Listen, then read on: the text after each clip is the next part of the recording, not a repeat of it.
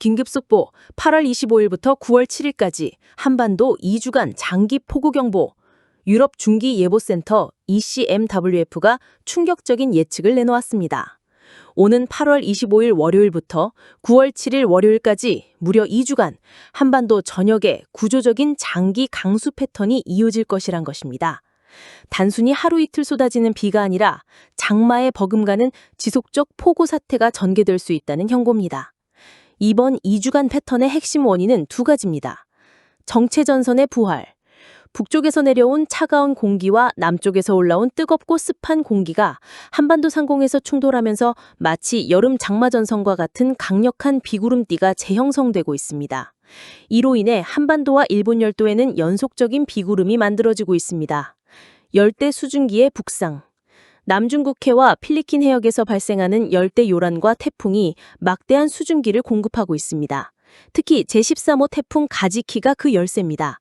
태풍 가지키는 26일 화요일쯤 베트남 다낭과 하노이를 거쳐 소멸할 것으로 보이지만 사라진 후에도 막대한 잔존 수증기를 남길 전망입니다.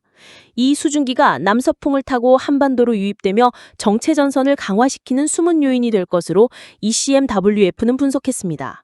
즉, 태풍 자체의 직접 피해는 없더라도 가지키가 남긴 열대 수증기가 2주 연속 폭우의 원동력이 될 수 있다는 경고입니다. 국민 여러분께서는 최신 기상 정보를 반드시 활용하시고 야외 활동 및 농아업 계획을 철저히 조정하시길 당부드립니다. 최악의 2주 비상 시나리오, 한반도 8월 25일부터 9월 7일까지 사실상 2차 장마 돌입. 세 번째로 꼽히는 원인은 북태평양 고기압의 약화입니다. 통상적으로 8월 말이면 고기압이 확장하며 맑고 무더운 날씨가 이어져야 하지만 올해는 세력이 비정상적으로 약화돼 있습니다. 이로 인해 한반도는 고기압의 안정권에 들어가지 못하고 오히려 변동성이 큰 가장자리 비구름대에 지속적으로 걸리게 된 것입니다. 네 번째 이유는 제트기의 남하입니다. 평년보다 남쪽으로 자리 잡은 강한 편서풍 제트가 비구름대를 한반도 상공에 고정시키면서 비가 머무는 시간을 길게 만들고 있습니다. 이러한 네 가지 기상 요인들이 맞물리면서 오는 8월 25일 월요일부터 9월 7일까지 약 2주간 거의 매일 비가 예측됩니다. 날짜별 전망 8월 25일 서쪽 지방부터 비 시작, 26, 27일 전국으로 확대, 곳곳에 국지성 폭우, 28, 29일 동풍과 지형 효과가 겹치며 영동지액 중심 팬현상 발생, 극심한 기온차 동반, 9월 1일부터 7일까지 비구름대가 지속 유입되며 중부와 남부지강이 번갈아 집중호우, 특히 제13호 태풍 가지키의 잔존 수증기가 남서풍을 타고 한반도로 계속 유입되면서 강수 강도와 지속성을 크게 높이고 있습니다. 실제 ECMWF 예보에서도 태풍 가지키의 경로와 정확히 겹치는 대규모 수증기 흐름이 한반도로 향하는 모습이 뚜렷이 포착됐습니다. 즉, 이번 2주간의 장기 강수 패턴은 단순한 장마 후 잔비가 아니라 태풍 잔연 수증기 플러스 정체전선 플러스 고기압 약화 플러스 제트기류 남하가 결합된 복합 기상 시스템의 결과입니다. 더욱이 이 상황은 한국뿐 아니라 일본과 중국 동부에도 동시에 영향을 미쳐 동아시아 전역이 거대한 비구름대에 갇히는 형국이 될 것으로 보입니다. 결론적으로 8월 25일부터 9월 7일까지 한국은 사실상 두 번째 장마에 돌입합니다. 짧게는 소나기, 길게는 장마비 형태로 거의 매일 강수에 노출될 전망입니다. 특보 수준의 기상 전망에 따르면 오는 8월 25일 월요일부터 9월 7일까지 약 2주간 한반도 전역은 연속적인 장기 집중 호우에 노출될 것으로 보입니다. 이번 사태는 단순한 소나기성 강수가 아니라 구조적으로 결합된 기상 요인들이 동시에 작용하면서 발생하는 복합 장기 강수 패턴입니다. 특히 8월 29일, 9월 3일, 9월 5일 전후에 국지적 폭우가 집중될 가능성이 매우 높습니다. 이는 단순한 기상 변동이 아니라 태풍 잔여 수증기라는 외부 요인까지 결합된 이례적인 상황이라고 평가됩니다. 장기 강수의 5대 원인은 첫째, 정체전선. 찬 공기와 따뜻한 공기가 한반도 상공에서 충돌하며 장마전선 유사 구조를 형성합니다. 둘째, 열대 수증기 북상.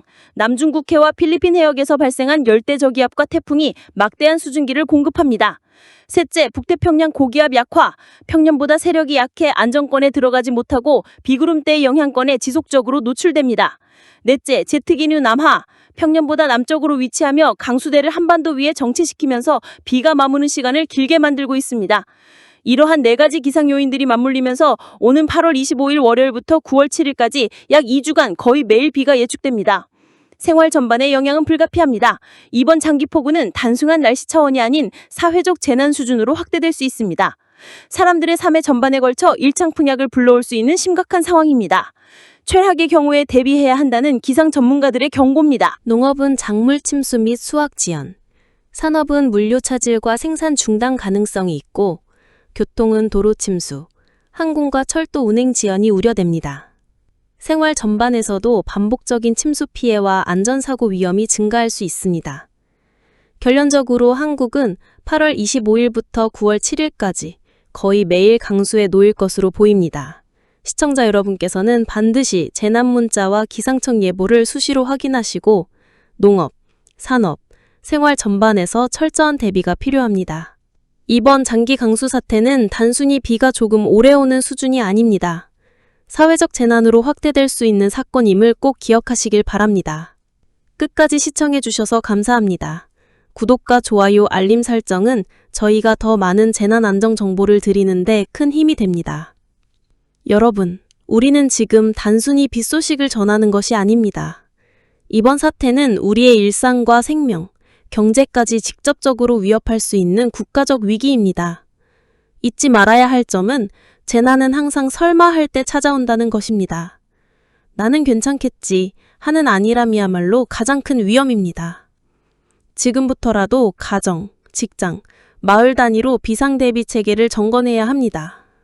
시청자 여러분, 8월 25일에서 9월 초에 이어질 이번 폭우는 과거 우리가 경험했던 일반적인 장마와 전혀 다릅니다. 국지성 폭우가 도시를 마비시키고 짧은 시간에 평생 모은 재산과 소중한 생명을 앗아갈 수도 있습니다. 그러나 사전에 대비한다면 피해를 최소화할 수 있습니다. 재난 문자에 귀 기울이고 비상용품을 미리 준비하며 주변의 취약계층, 어르신, 어린이, 장애인을 챙기는 것. 그것이 마지막으로 다시 한번 강조합니다. 이번 폭우 사태는 기상청도, 해외 예보기관도 모두 이례적이라 평하는 사상 초유의 상황입니다. 우리가 함께 경각심을 가지고 준비한다면 재난은 단순한 뉴스가 아닌 극복할 수 있는 현실이 될 것입니다. 시청자 여러분, 꼭 안전에 유의하시기 바랍니다. 저희 채널은 앞으로도 신속하고 정확한 재난 정보를 전해드리겠습니다. 구독과 좋아요, 알림 설정을 부탁드리며 모두가 무사히 이 위기를 이겨내길 진심으로 기원합니다. 감사합니다. 시청자 여러분 안녕하십니까? 오늘은 8월 25일 일요일입니다. 지금부터 전국 기상 소식을 전해드리겠습니다. 여름의 끝자락에 들어선 요즘 무더위가 여전히 기승을 부리고 있습니다. 그러나 곳곳에서 찾아오는 소나기가 성급 다가올 가을의 신호를 전해주고 있습니다. 오늘 한반도의 하늘은 다양한 모습으로 물들고 있습니다.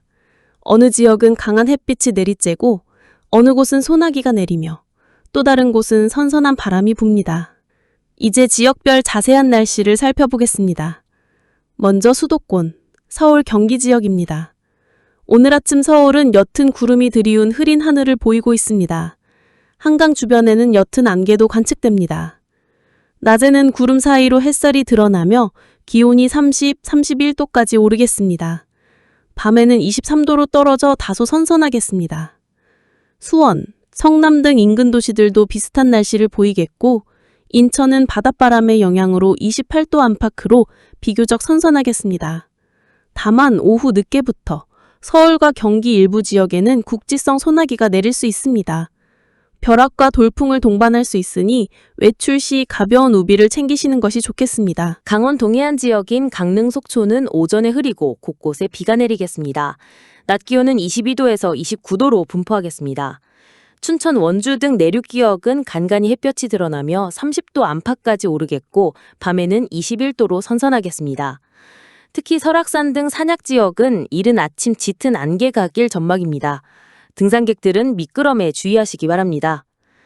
충청도 지역입니다. 충북과 충남은 대조적인 날씨를 보이겠습니다.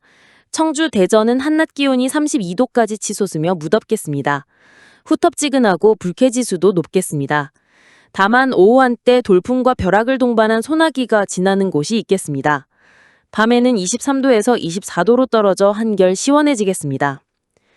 전라도, 전북, 전주, 군산은 낮 기온이 31도에서 32도로 오르며 무덥겠습니다. 밤에도 24도로 다소 후텁지근하겠습니다. 전남, 광주, 목포, 여수는 오전에 구름이 많고 낮에는 잠시 햇살이 드러나겠습니다. 하지만 오후부터는 다시 구름이 짙어지며 지역적으로 비가 내리겠습니다. 특히 목포와 여수 등 해안 지역은 바람이 강해지고 물결이 다음은 경상도입니다.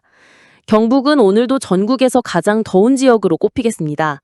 대구는 낮 최고 34에서 35도까지 치솟으며 찜통더위가 이어지겠습니다. 습도는 낮아 건조함까지 더해지니 수분 섭취에 각별히 신경 쓰셔야겠습니다. 반면 부산, 울산, 창원 등 경남 해안 지역은 바닷바람의 영향으로 낮 기온이 29도, 30도로 마지막으로 제주도입니다. 제주는 바다에서 유입되는 수증기의 영향으로 종일 구름이 많겠습니다. 아침부터 낮 동안 간헐적으로 비가 내리겠고 예상 강수량은 10에서 30mm입니다. 낮 최고 기온은 29도, 밤 최저 기온은 25도로 다소 후텁지근하겠습니다. 바다는 바람이 초속 4에서 5m로 오늘 25일 전국은 지역에 따라 뚜렷한 날씨 차이를 보이겠습니다. 중부 내륙과 경북 일부는 무더위와 소나기가 이어지고 남부와 제주도는 구름 많고 비가 잦겠습니다. 특히 서울, 대전, 대구는 자외선 지수가 높겠습니다. 건강유의사항입니다. 어르신과 어린이, 기저질환 있는 분들은 한화대추를 가급적 삼가시고 수분을 충분히 섭취하시기 바랍니다. 소나기 시 큰 나무 아래나 저지대 침수구역은 마지막으로 시청자 여러분, 여름과 가을이 교차하는 시기입니다.